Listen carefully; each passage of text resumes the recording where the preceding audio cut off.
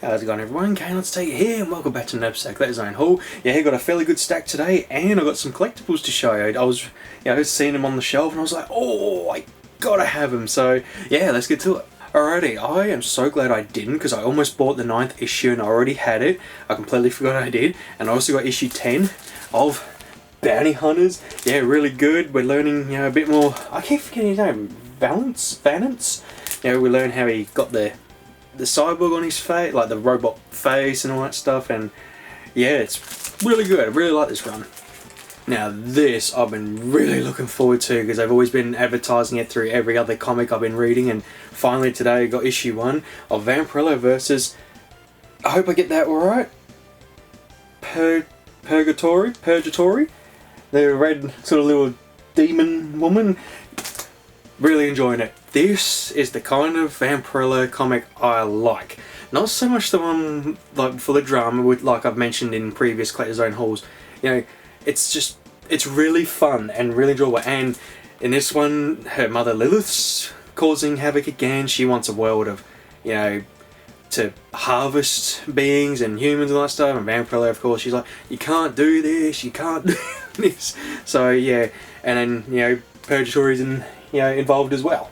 Okay, I thought I'd give it a go, and I was surprisingly impressed. I really enjoyed it. Issue 1 of Harley Quinn, and I really love the art style for this. It reminds me so much of like the art of Edna and Eddie. It was really, really fun, really colourful, really sort of joyful, and yeah, it was actually a really fun little read. To me, it's exactly what I like about Harley Quinn. She's just funny, she's goofy, and it's, if I can give a quick sort of explanation, so I haven't read so much Harley Quinn since I stopped, a couple of years ago.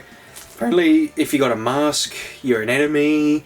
If you're a clown, you're an enemy. So Batman's like, what the hell is going on? Like, what did you do and all that stuff, if I can recall. So they're really fun. Alrighty, issue 4 of Vampirella Dark Powers. Once again, she goes to bite a person's neck, and one of the guys is like, no, and she's like, I know, I wasn't really gonna do it, even though I thought I was gonna do it. So, and then the end of it, it was like, oh shit. So I won't spoil, because it caught me by surprise. I'm like, oh my, sticking with the superpowers. Issue 3 of Red Sonja, the superpowers, really fun. I love, because that one was sort of like a whole shit. I like the end part where, so she saves them from this sorcerer, and they're like, oh, come back with us, you're really good, you're a really powerful warrior. No thanks, go away. And then it's like, oh, well, just come and see what we're about, you don't have to stay, just come with us. I just like the bit where she's like, what is this magic?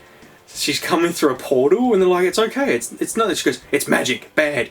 And they're trying to tell her, it's fine, it's okay, and she's like, no, this is magic, bad. And it's just really, really funny. Alright, issue 18 of Vampirella. See, I'm really struggling with this one. I don't know what it is about. I feel like it's not very... How am I going to put this? So, the one I was just talking about, it's very fantasy, very, fiction, if that makes sense. Whereas this one is sort of non-fiction. It's almost like tackling real life in a way, and don't get me wrong, it's not. It's like she finds her home planet, and it's overrun by, I think, Lilith. Once again in this one, she's taken over, and there was one good bit. She found a human farm, and it was really grotesque and very creepy. But yeah, just a lot of talking and all that kind of stuff. So yeah, I'm kind of struggling with this one. It started off okay. I thought so issue 1, it's like, oh, what happened? Who are you? I'm Vampirella, and here's my story and all that stuff. But it's like she's still sort of doing that. She keeps seeing this psychiatrist, and it's like, oh, you won't believe the day I've had. It's like, Alright, I don't normally do this, but it looks really good, and I thought I'd get both issues just to give it a go. Deep Beyond, and it just looks very sort of sci-fi, horror kind of thing, terror and all that stuff, and I thought I'd give it a crack. Issue 1 was sort of hard to get through it once again. It's just me. I'm very basic. I like to see action, cool shit. When there's a lot of talking going on, it's like, moving along.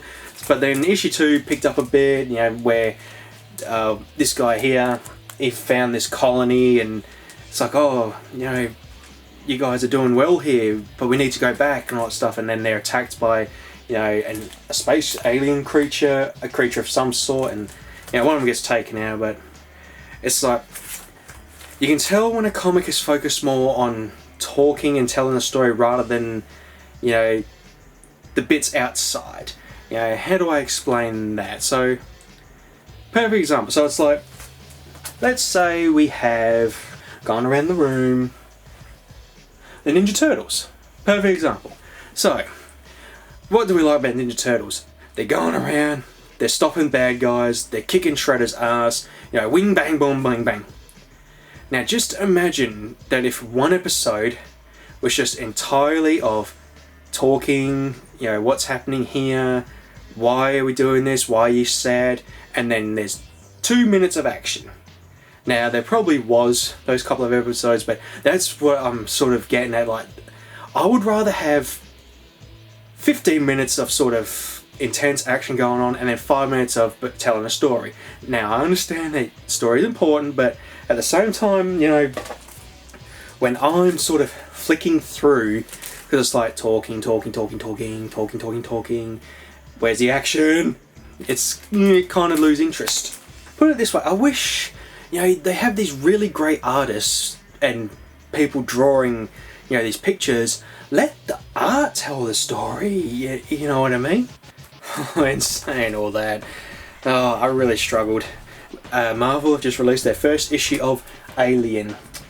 Holy shit, I just wanted to see aliens. Now, don't get me wrong, I'm not saying that the whole book, like, issue was just like humans talking. There was a couple of panels when someone was remembering a mission that went wrong, and it's like one of the guys was like, I wasn't supposed to be here, this isn't fair. And then at the end, these people break into a lab and they happen to have had some species of the Xenos and they break out and all that stuff. But it was so much focus on, you know, so in a nutshell, a mission went wrong, and then if I remember, a son was killed, and then another son comes to visit the dad, and it's like, oh, you okay?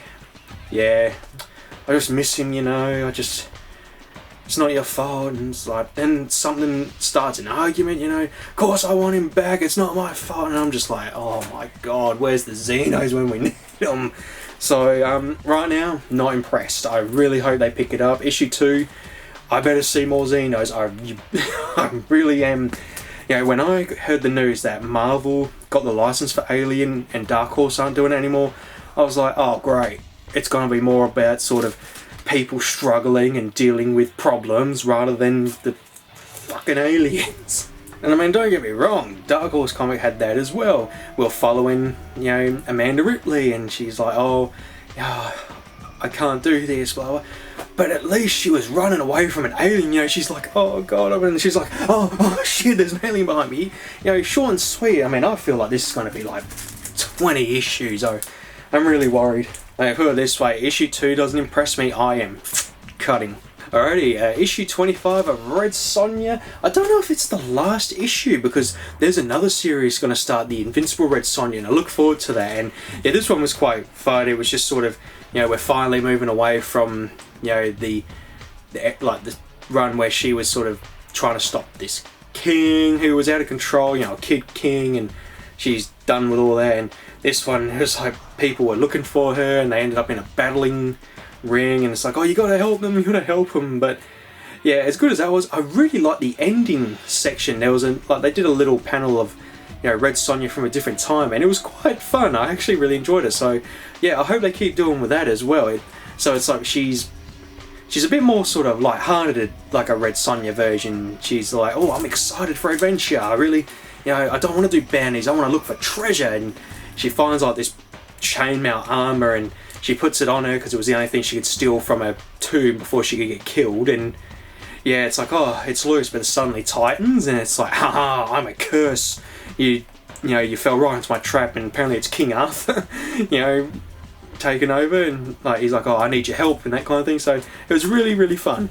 Alright, I wasn't going to worry about mangas because I already have a few that I want to get through, and yeah, one of the guys at the shop, see, I don't know them to read mangas often, and when I was like, you have got to read this, Chainsaw Man, and it's exactly what the title says. It is a guy that has chainsaws for arms. He said it's really, really good. Give it a go. And I said, alright, I'll take your word for it, because every time they recommend me something, I've been impressed. So yeah, I am really looking forward to it, and I'm loving the sort of cover, like the art and all that.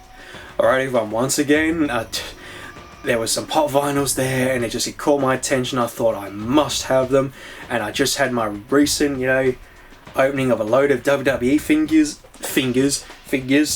They had a Stone Cold Steve Austin when he had the WWF title and the tag team titles with Triple H, and it just looks really, really cool. I had to have it. I thought, nah, this was like my time when I started to really get invested into wrestling, and yeah, it just looks really, really cool. And that's not all. There's also a pop vinyl of Chyna, my favourite woman wrestler of all time, and it's going to go perfect with my Chyna figures that I just recently, got in the collection. And see, I don't know what I want to do. Do I open or keep them? Because I actually do like them in the box. I'm going to keep them sealed, because what I like with pop vinyl, they do a really good job with the display, so that's what I'm going to do. I'm not going to open them, I'll keep them. I'll do Chyna, so I can put it with my other Chyna over there. And there we go. Looks awesome. I'm just bummed. I wish, and I made the same complaint with this Chyna figure here. See, I'm happy with that one because it's her debut, when she first rocked up to WWE. But I wish they would do a figure, hopefully in the future, with her when she won the Intercontinental title. I think it'd be really cool. So I kind of wish they had done that, with the vinyl. Just put the Intercontinental title there. It would have been really cool. But that's alright. I'm happy that they finally did, a vinyl of Chyna, and it's starting to do figures of Chyna. I mean, bit too late, but I'm not gonna, go there. I'm just happy that she's finally getting recognised. She's one of the pioneers of women in wrestling, and I'm very happy, to add a pop vinyl to the collection. Can I get her here? Yeah. And I'll put the dice there. Can you see? Alrighty, awesome. Alright everyone, that's an end to this episode of Collector's Zone Haul. Thank you all for watching, and I will see you later.